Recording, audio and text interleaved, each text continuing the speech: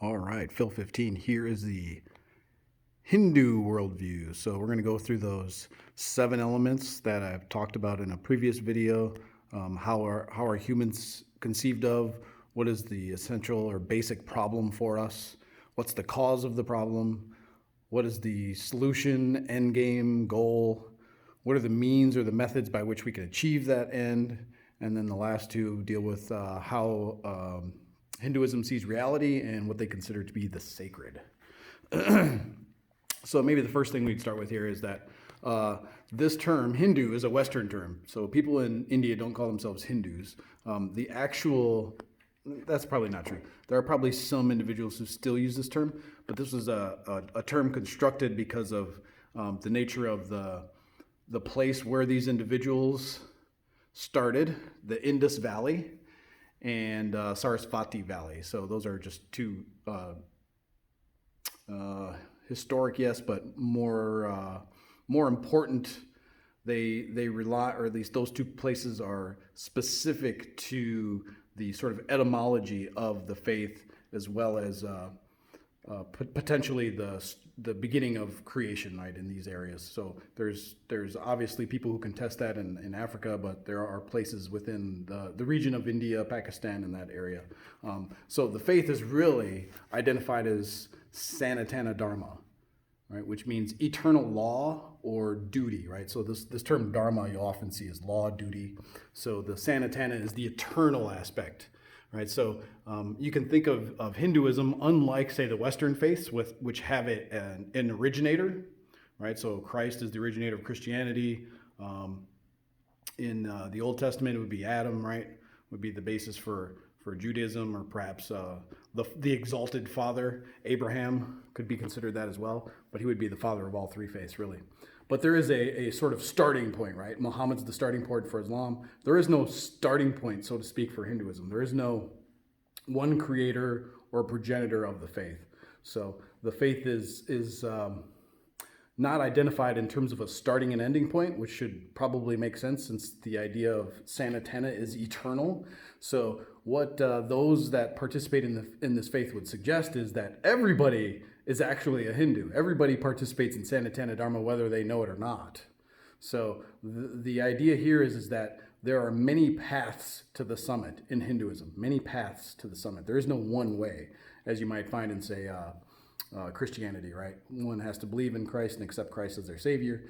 Doesn't really matter what denomination you're in. That's the basis of Christianity. His name's in the word, right? In the title of the faith itself. So this is an everlasting, ongoing process, revolving in the world, and has since the beginning of time and will continue. So essentially, that's what makes this particular faith different than, say, a lot of the other faiths. Another thing that I don't think the book covered, but the Hindu Trinity. Okay, so this is the Hindu Trinity here: Brahma, Vishnu, and Shiva, and they obviously all have 3 specific identifications, right? So Shiva is known as the destroyer, Vishnu is the maintainer, and Brahma or Brahman is the creator, right? So these are all 3 parts of the what's called the Trimurti, Trimurti or Trimurti, either way, however you say it. But the tri is the 3, right? So the 3 gods that make up the Hindu Trinity are these 3. And note there that so you can get confused by Brahman, right, which is the creator of all things, right? There, you could see them as metaphysical forces as well, but Brahman would be the creator of the world, whereas Brahmins, right? So you change the A to an I, and all of a sudden now you get priests, right? So easy to confuse Brahmins, Brahman, and Brahman. So those 2 can be used interchangeably. Brahmins would be the actual priestly caste, right? So that's the those that are at the highest level of the caste system. So Varna just means, that's the Sanskrit term for caste. So the highest authority, or the highest placement for human beings in the celestial order, right? The caste, which is now really a class system today. It's largely done away with, at least the idea of this cosmic order of things. at least in contemporary circles with regard to those who practice the faith. But Brahmins would be seen as, at least historically, in the faith, the highest element. All right, so the first question is how are we viewed, how is the human viewed in the context of Hinduism? So our true nature is considered to be the Atman. So you can think of the Atman as like the divinity in all of us, the divine spark in us. So here it says, Atman is an incarnation. Say that 10 times fast. Atman is an incarnate. I can't do that. Atman is an incarnation. It's the an incarnation. That's really tough. Of Brahman, that it is identical with. So Brahman is like a blossoming or bursting forth. You could say that. That's the nature of creation. Brahman is like the world soul or the world outside of oneself. And all gods are expressions of Brahman, right? So even though this would make up the Hindu Trinity, Brahman is the creation of all things. So here's a good way to look at the relationship between the Atman and Brahman. So the I within, that which is our true nature, the Atman, is synonymous or equivalent with the that of the universe, right? That world outside of ourselves, the highest universal principle, right? We could entertain the idea in a sort of Aristotelian sense by suggesting that Brahman would be like a material, efficient, formal, and final cause if you have some background in Aristotelian metaphysics. What else can we say about the Atman? The Atman, I believe in the Upanishads. So you have the Vedic tradition or the Vedas. Those are the 4 sacred books in Hinduism. And then about maybe 1,000 years after that, the Upanishads, which is more philosophical in nature than, or at least we would say that in the West, more philosophical in nature than, say, the Vedas. And in the Upanishads, it speaks about the Atman as being smaller than a grain of rice, yet larger than all the worlds. Right? So you get a sense of the immense nature of the Atman, right? Because it is the divine spark in us. Okay, the other aspect is our karmic self. So this is what we're most familiar with, right? So really, this is within us, but we oftentimes neglect it, ignore it, or even disassociate ourselves from this sort of divinity within us in favor of what we might call the karmic self or the jiva. So the jiva and the Atman are, again, Sanskrit terms. Atman is our true nature. You can probably, let me think of ways we might translate that. So I guess we could give traits or characteristics to it, but hard to define it as such. I think the divine spark in us, or the I within, the true I within, is probably the best way to translate that, as opposed to the jiva, which is the karmic self, and karmic simply means action in Sanskrit, right? So the karmic self is what we would refer to as the material self, the ego, the personality, that which is observable, right? That which is active, engaged in the world, right? So this is often what we identify with, and that's one of the essential problems, is that we don't see this, and we rely too much on our karmic selves. Okay, so we can think of Atman as an incarnation of Brahman that we are identical with. Let's see, anything else about Atman that we need to know? Probably not. Okay, so let's move to the next.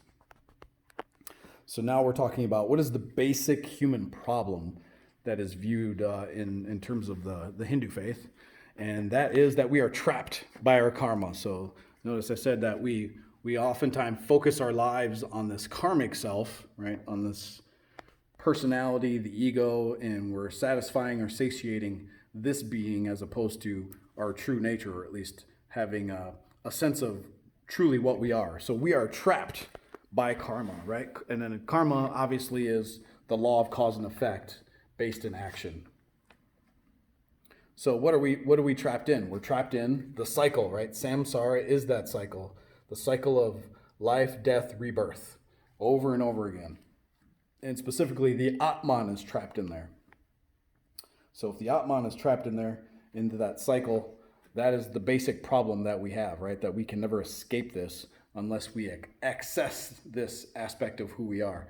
The more we rely on the karmic self, the jiva, the less likely we will be able to liberate ourselves from this process of life, death, and rebirth. So in terms of karma, we might say it is the law of cause and effect, and it's operative in human behavior. All actions tend toward a particular effect, and that effect will be realized in this life or another, right? That's the nature, at least the understanding of how we see karma. So, for example, it could be conceived that if you lived the lazy, slovenly life, that you could end up being a sloth or something like that. There's probably no direct, immediate correlation between your actions and what will happen, other than something will happen, right? We reap what we sow. That idea of a karmic self or a karmic, what's called theodicy, right? Making sense of the nature of life and the afterlife in some sort of construct, right? So our Western theodicies have to do with salvation, right? Salvation from sin, salvation from any number of things that we have to overcome, right? But there's an external reality that's going to save us somehow, right? So through faith in Christ or something like that, we are sinners with grace, right? We can absolve ourselves of the sins because Christ has died for us. But in the case of karma, we only have ourselves to blame. We can't look externally to us. We can't say, well, there was no, Christ to alleviate me from my sins or something like that. No, anything you do comes back on you, right? Good, bad, or indifferent. All right, so this karmic self versus the spiritual self, right? The karmic self is defined, or at least is defined by space and time, whereas the spiritual self is not. All right, so think of karma. So you could say maybe karma is not merely a part of what we are. Karma fully explains us as physical, emotional, psychological, and intelligent beings. All right, so in some ways we'd say, yes, the karmic self is always determined insofar as, or analogous to, say, physical laws like inertia and things like that. So our physical selves are no different than anything else when it comes to the law of cause and effect or the laws in nature. So essentially, the problem is that we develop a sense of our own separate identity as willful beings, right? Willful in the sense that we're taking actions that probably don't lead us to knowledge of this true self, right? That's where the practice of yoga and such are the means by which we'll achieve understanding of this divine spark or divine spirit. So essentially, because of karma, we're blinded to the truth of our own spiritual dimension, right? We lack an understanding of who we truly are. Okay, what is the cause? Boom. What is the cause of said problem? So the cause, again, you see the two terms there in Sanskrit. So kama and avidya refer to desire and ignorance respectively. So oftentimes at least in Sanskrit, in this formulation of it, if you see that A in front of something, it usually means the opposite or away from. So knowledge is just vidya. Vidya. That's knowledge. And then there's different types of knowledge. There's going to be like higher and lower knowledge, so higher and lower vidya. But to go against knowledge would be avidya. And again, what are we ignorant of? Our own true nature. And why is desire a problem? Because desire binds us, right? That kind of action binds us to the karmic self. And that's just going to create more karmic stain, and that's just going to keep us in that cycle of life, death, and rebirth. We can never escape it through more and more activity, especially if it's directed by desire, right? So acting with attachment, right? Connected to something. So essentially, I guess if we tried to modernize this, we're too thirsty for satiating ourselves, right? Titillation, desire, and all those kind of things. So those are the longing or the thirst that we have is essentially the problem, right? So we fall into the trap of looking at things as real and tangible when they're really just illusions. The word for illusions is Maya, or Maya, M-A-Y-A. And we'll see that in part of the reality. What you'll also notice is that this Sanskrit is going to be very similar to the language of the Buddha and those going forward. So that's called Pali. So the only difference is you'll see added letters sometimes. So Kama, K-A-M-A in Sanskrit is the same as Kama, K-A-M-M-A in Pali, right? They both mean desire, or at least a longing or a thirsting for something. Yeah, so when we're acting with attachment, right, we're acting away from our spiritual concerns, especially for our Atman, right, for our own Atman.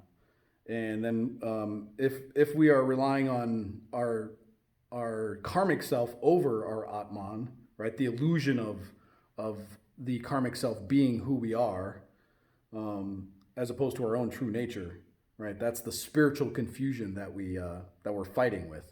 And that might be true in almost every faith. You could say that there's always some sort of confusion, or at least some spiritual crisis, right? That we're trying to understand who we are, not just in terms of this karmic self, the one that acts in the world, but is there something more to who we are than just this physical instantiation that has these, emotions, desires, etc. Right? And part of that spiritual confusion has to do with the belief in the changing world as reality. The material world, right, as the realest thing when it's really not. All right, what is the end goal that we are hoping to achieve? The end goal.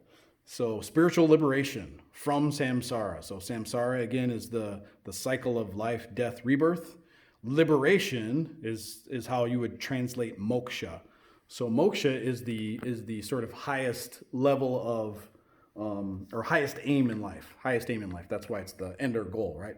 So samadhi means like the end goal or purpose, right? Where we hope to end after this liberation. So we want our karmic identity to be absorbed within the divine itself, in whatever manifestation that might occur. So moksha you can think of as the liberation from samsara, and you could also characterize it as the culmination of life. Right? Moksha is the culmination of life. The four primary aims throughout life, right? You start, the most base has to do with desire, especially pleasure, right, of the physical. That's kama. That's what you see there. But there are other forms of desire, right? Or in other words, there are ways in which I direct myself, right? And it doesn't just have to be to physical pleasure or standards, right? So kama would be the lowest form. Artha is also the seeking of something, desire, but more like status, like success in a job, family, that kind of thing. So that's artha. That would be the second level.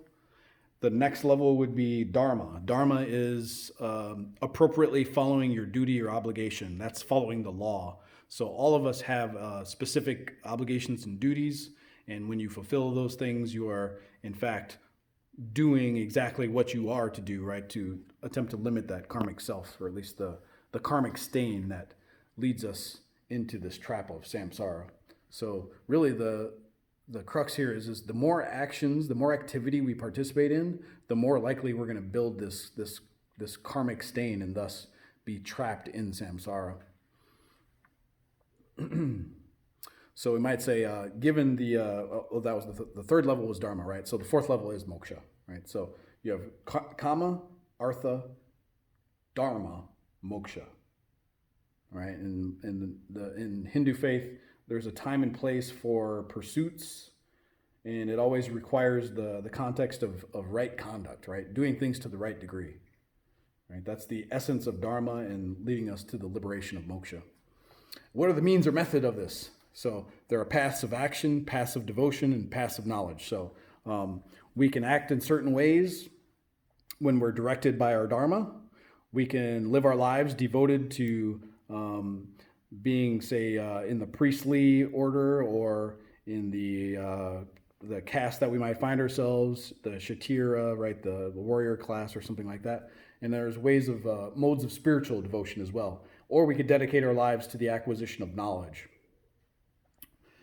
But most importantly is the activity of yoga, not in the Western sense where, you know, we're just stretching on mats. There's nothing wrong with that, but it's really a superficial sense of what's really the underlying activity. You're yoking the Atman when you practice yoga. You're practicing mind meditation in such a way as to access the divine spark within us.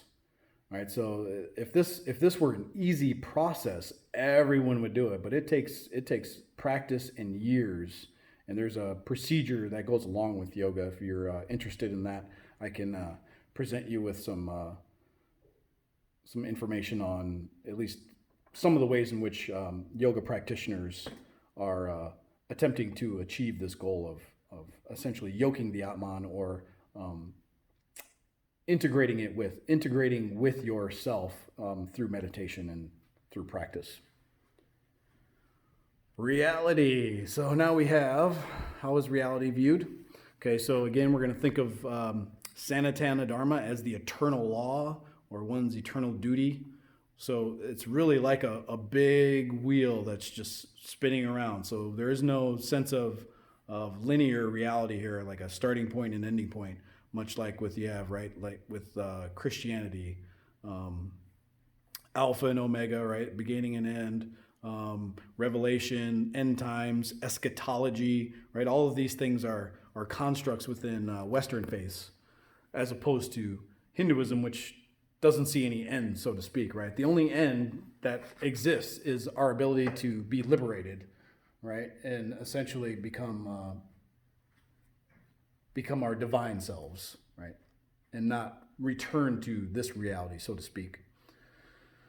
So the material world, let's see, how would they say this? Yeah, so penetrating the veil of Maya, or penetrating the veil of illusion. Remember, the illusion is that we are these material beings in this physical world, but essentially the underlying view of Hinduism is that this is all an illusion, and that we really need to see beyond the illusion, the veil, penetrate that veil. So the illusion is the physical instantiation of things, the material world, and that obscures the unchanging truth underlying all things. So although we would say there are beginnings and ends within the construct of the material world comes into existence and is, we would say, dissolved in a cosmic process of rebirth. So it's constant and always undergoing these changes.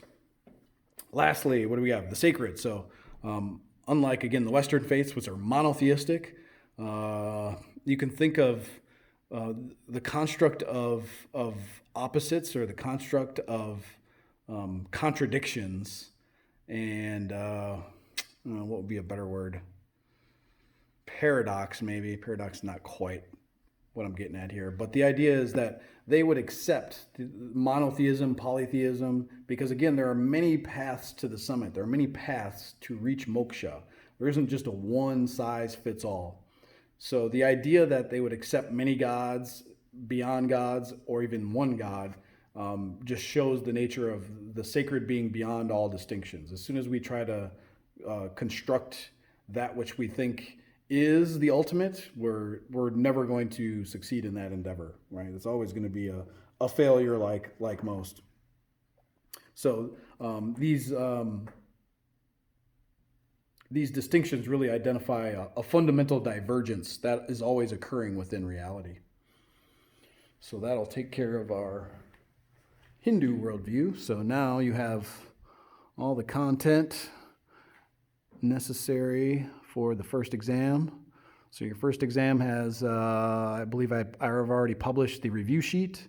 This will obviously be a supplement with the content that's already presented, along with the films and the the readings in the book. So if you have questions about this video or any other content, or the review sheet for that matter, please feel free to ask those. And again, if it's not on the review sheet, I would not concern yourself with having to study that, or make sure you don't have to make sure that that content is available for you to have access to, since